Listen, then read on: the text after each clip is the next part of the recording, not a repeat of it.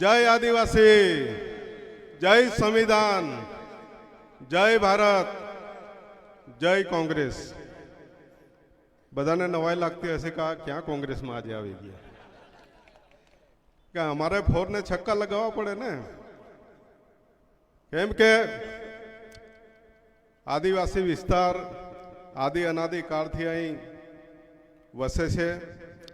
आदिवासी समाज पूरा भारत देशनी अंदर सौथी वधारे आज खराब हालत होय जे मूळ मालिक छे ए मालिक होवा छतां ए आजे काળી મજૂરી કરીને રાતના દિવસ તડકામાં ઠંડીમાં વરસાદમાં કામ કરીને આજે પણ પોતાના પેટના રોટલા માટે આજે સંઘર્ષ કરી રહ્યો છે।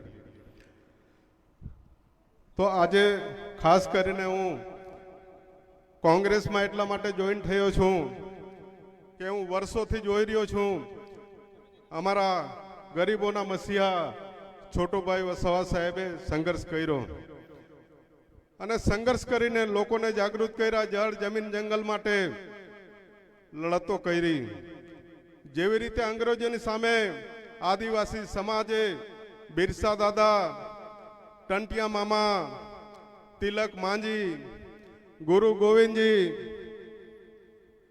મોતીલાલ તેજાવત આ બધાએ આપણા સંઘર્ષ કર્યા છે અને હજારો લોકોની અહીં ગાડી હત્યાઓ થઈ છે।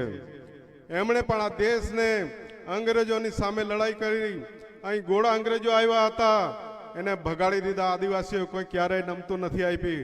એટલે કાળા અંગ્રેજો જે બેઠા છે દિલ્હીની અંદર ને જે આ સમાજને લૂંટવાનું કામ કરે છે એ લોકો સમજી જાય કે અમારો આદિવાસી સમાજ, એસસી સમાજ, ઓબીસી સમાજ, માઇનોરિટી સમાજ જે દિવસે અમે સંગઠિત થઈ જઈશું, જાગૃત થઈ જઈશું, ભેગા થઈ જઈશું તે દિવસે બહારથી આવેલા લોકોને અમે અહીંથી બહાર કરી દઈશું। કારણ કે આદિવાસી વિસ્તારની અંદર જળ જમીન જંગલ લૂંટવા માટેનું કામ કર્યું છે।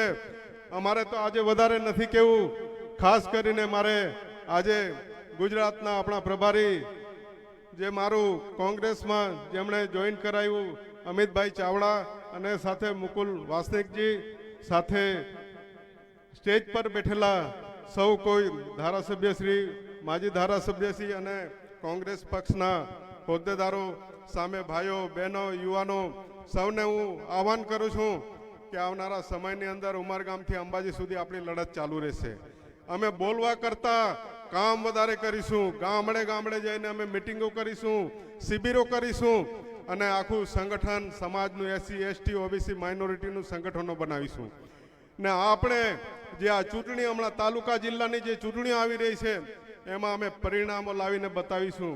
આપ તમે જોઈ લો 14 જિલ્લાઓ 52 તાલુકા ગુજરાતની અંદર છે, એની અંદર અમે જબરજસ્ત મહેનત કરીશું।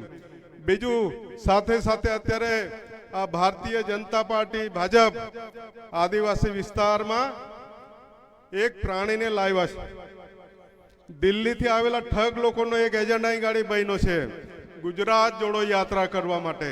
એ ગુજરાત જોડો યાત્રા નથી, આદિવાસી તોડો યાત્રા કરે છે એ માણસ। કેમ કે એને આપણે સબક શીખવવો પડશે। એનું કારણ છે કે પણ ભાજપનું પ્યાદુત છે, બે ટીમ છે, એ આરએસએસની પેદાઈશ છે। અરવિંદ કેજરીવાલને આ અન્ના હજારે અને આ ભાજપે જ પેદા કર્યા છે। આ એના જ દીકરા છે, ભાજપના જ દીકરા છે। એટલે એવા લોકોને ઓળખી લેજો। એનું કારણ છે કે આવા માણસોને હાથા બનાવી આપણે જ્યારે જંગલ કાપવાનું હોય તો આપણે લાકડીનો હાથો જોઈએ તો જંગલ કાપી શકીએ। માટે આ વિસ્તારમાં એક હાથો બનાવ્યો છે આદિવાસી વિસ્તારમાં, જેણે આ વિસ્તારની અંદર આ બાજુથી તે બાજુ દોડવાનું કામ કર્યું પણ એશું કંઈ ઉગવાનું નથી। સાહેબ હું ડેડિયાપાડામાં 22 વર્ષ લડ્યો છું, હું 2 વખત ધારાસભ્ય બન્યા છે। એ આજે જ્યાંથી ધારાસભ્ય છે ને એમની એક પણ સીટ ત્યાં ગાડી તાલુકા જિલ્લામાં પણ નહીં આવવા દઈએ ને આવનારી વિધાનસભા પણ અમે એમને ત્યાં હરાવી દઈશું। અને આ ભરૂચની અંદરથી જ્યારે ભરૂચની ભૌગોલિક પરિસ્થિતિ છે, આદિવાસી, મુસ્લિમ, ઓબીસી અને એસસી આ મોટી વસ્તી છે। આવનારા સમયની અંદર તાલુકા અને જિલ્લા પંચાયતો અમે નર્મદા અને ભરૂચ જિલ્લામાંથી ઊભી કરીશું। આખા ગુજરાતની અંદર અમે ફરીથી આ કોંગ્રેસને ઊભી કરશું। જેવી રીતે 31 જિલ્લા પંચાયતો આગળ હતી એવી રીતે જિલ્લા પંચાયતો અને નગરપાલિકાઓમાં બહુમતી આવવાની છે એ દિવસે ગરીબોનો રાજ આવશે.